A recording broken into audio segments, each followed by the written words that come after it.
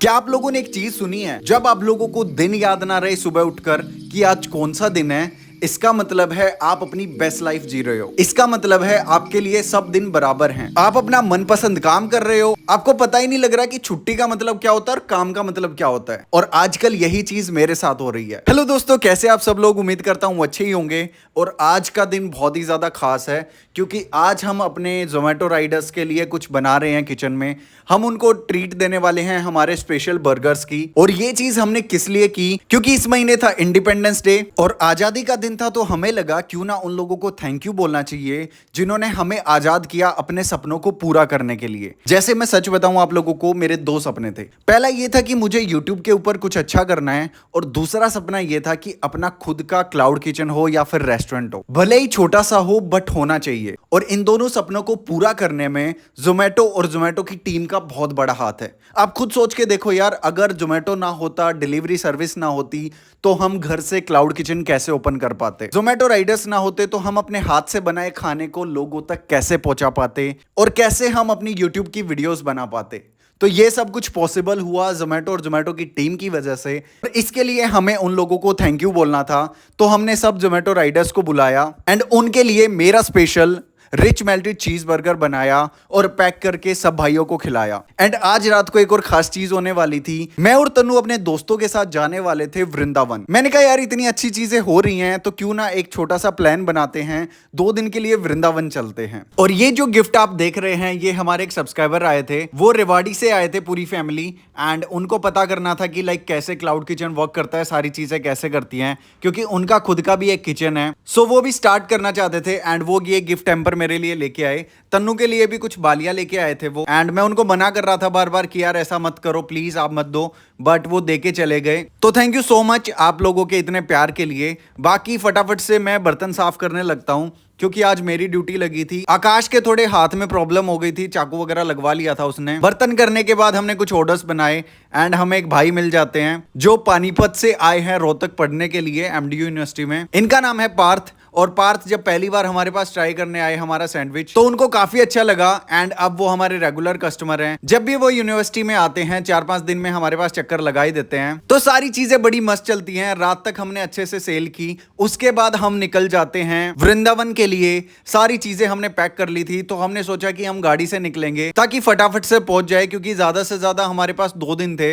आके किचन भी ओपन करना था, सारी चीजें फिर से करनी थी। तो हम बड़े एक्साइटेड थे वृंदावन के लिए। एंड मैं पहली बार जा रहा था वृंदावन और जतिन का प्लान भी ऐसे ही बन गया। लाइक मैंने उसको रात को मैसेज किया कि सुबह किचन देख लेना, उसने कहा मैं भी चलता हूं। तो आकाश के भरोसे हम किचन को छोड़ गए उस दिन के लिए कि एक दिन के लिए आकाश संभाल लेगा और हम सारे निकल जाते हैं फटाफट से। हमारा ये प्लान था कि रात को 12 बजे घर से निकलेंगे और सुबह के 4 बजे हम बरसाना पहुंच जाएंगे। बरसाना में राधा रानी मंदिर में दर्शन करके उसके बाद हम जाएंगे सीधे वृंदावन।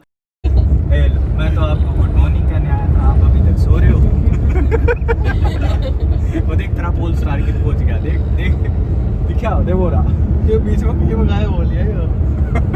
अच्छा तू देख रहा था मतलब इसको? रुक रुक रुक, चाय वगैरह पी ले। वहाँ खाली पड़ा है ये हुआ है और ये मन्नत 144 को पी पे क्या कर रहा है? मन्नत है टॉम। छोटी गंगा बोल के नाले में कूदा दिया। बट कोई भी ट्रिप ऐसे नहीं होती जैसा हम प्लान करते हैं।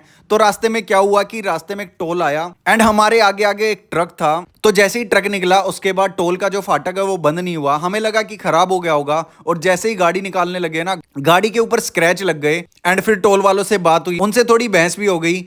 बट उसके बाद हम फटाफट से निकले कि यार ज्यादा दिमाग खराब नहीं करते हैं, जर्नी बहुत अच्छी चल रही है। ये भी व्लॉग में आएगा कि डब्बा ऊपर रखा। और इस पे देख दो, ये भी लिखा है। ओहो हो, ये तो देखा ही नहीं है। देख रहे दिख रहा है इस पे? क्यों नहीं देखा इधर? इस पे तमन्ना परवीन व्लॉग्स लिखा हुआ है। छपरी डपरी।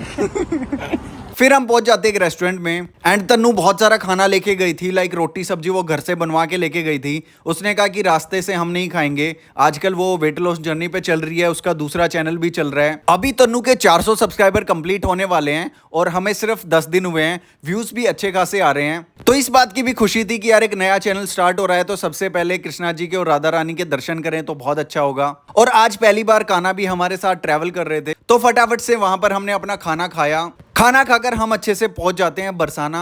वहां पर इतनी सारी सीढ़ियां थी यार, वहां पर नंगे पैर चलना था और 250 सीढ़ियां थी। वो सारी पार करके हम ऊपर मंदिर में गए और जैसे ही मंदिर पहुंचे ना, वहां का नजारा देखने लायक था।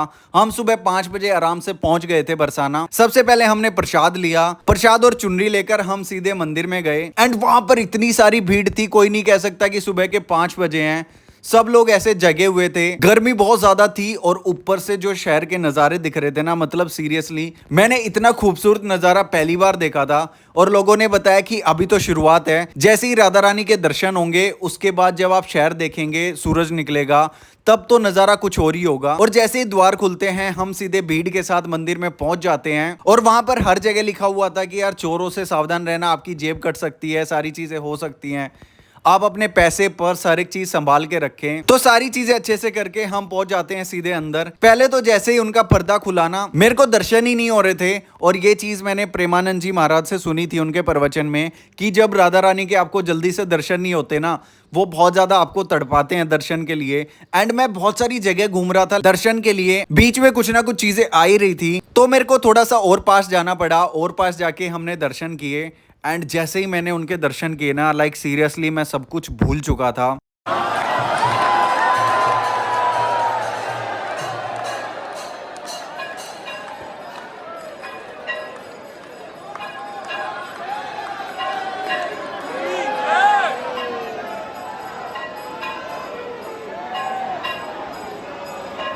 मतलब वो मोमेंट वर्ड्स में हम बता नहीं सकते कि यार क्या फीलिंग थी वहां पर। इतनी ज्यादा पॉजिटिव वाइब, पॉजिटिव एनर्जी, मतलब एक होता है ना कि माँ को देख के जो फीलिंग आती है, वही चीज हमें वहां पे आ रही थी। और ये मेरे दिन की सबसे अच्छी शुरुआत थी। और दर्शन करने के बाद जैसे ही दिन निकलता है, वहां का नजारा देखने लायक था। शहर इतना खूबसूरत लग रहा था, हमारे कान्हा इतने खूबसूरत लग रहे थे, सब लोग मस्ती में वहां पर झूम रहे थे एंड बहुत सारे लोग बाहर बैठे थे। हम लोग भी वहां पर बैठने के लिए गए एंड इस बीच काफी सारी चीजें गुम भी हो गई हमारी।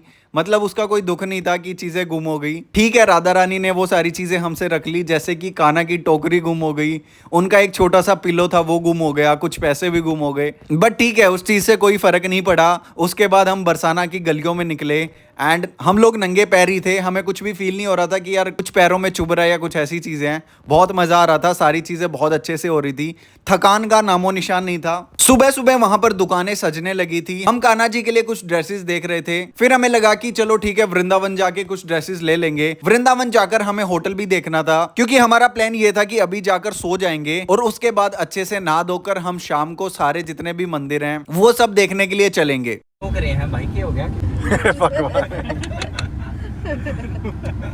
तो बरसाना से निकलकर इतना अच्छा नजारा हमें देखने को मिला। वहां पर बहुत सारे खेत थे, मतलब हमारे लिए ये बेस्ट व्यू था। चाय पीकर हम पहुंचे सीधा वृंदावन और यहाँ से हमारी होटल ढूंढने की जर्नी शुरू होती है। हमने डिसाइड किया था कि हम धर्मशाला लेंगे, क्योंकि होटल्स के रेट वहां पे बहुत ज्यादा महंगे थे। तो मैंने थोड़ी सी जान पहचान निकाली, वहां पर एक धर्मशाला मिली। उस धर्मशाला में हम रुकने के लिए गए। धर्मशाला के लिए हमें कुछ फॉर्म वगैरह फिल करने थे, आधा घंटा लगा उस चीज को सारी चीजें करने में। बट हमारे साथ जो मास्टर जी है शुभम, उसको ज्यादा कमरा पसंद नहीं आया, क्योंकि वहां पर ना बहुत सारी चीज ऐसे चद्दर नहीं थी। ऑल्दो वो बाद में देखे जाने वाले थे, बट शुभम ने कहा कि यार हम लोग इतनी दूर आए हैं, स्पेशल दिन है, थोड़ा सा और ज्यादा एंजॉय करते हैं, क्यों ना हम एक होटल ले लें। तो मैंने कहा यार ठीक है, एक होटल ले लेते हैं। तो हम फटाफट से वहां से निकले। मतलब हमने धर्मशाला बुक कर ली थी, सारी चीजें अच्छे से हो गई थी। धर्मशाला में हम 1 घंटा रुके, उसके बाद लगा कि चलो होटल ले लेंगे। एंड सीरियसली यार, मैं किसी भी सिटी में जाता हूँ, होटल ढूंढने में इतनी ज्यादा दिक्कत होती है ना, मतलब पूछो मत, ढंग के होटल कहीं भी नहीं मिलते। हमने थोड़ी सी रिसर्च की एंड एक अच्छा होटल हमें मिला। एंड इसकी भी अलग स्टोरी है कि वो होटल कैसे मिला, क्या हुआ, इसके बारे में मैं आप लोगों को बताऊंगा नेक्स्ट व्लॉग में, क्योंकि यार आज के लिए इतना ही बहुत है। हम लोग भी बिल्कुल थक गए थे, बहुत ही मुश्किल हुई सारी चीजें ढूंढने में। एंड ये होटल एक ऐसा होटल हमें मिला है, आप लोग भी अगर वृंदावन जाएंगे तो उस होटल में रुक सकते हैं। बहुत ही अच्छी फैसिलिटी है, सारी चीजें बहुत ही अच्छी हैं। तो बात करते हैं नेक्स्ट व्लॉग में कौन कौन सी जगह के हमने दर्शन किए वृंदावन में। तो मिलते हैं कल के व्लॉग में। Bye bye.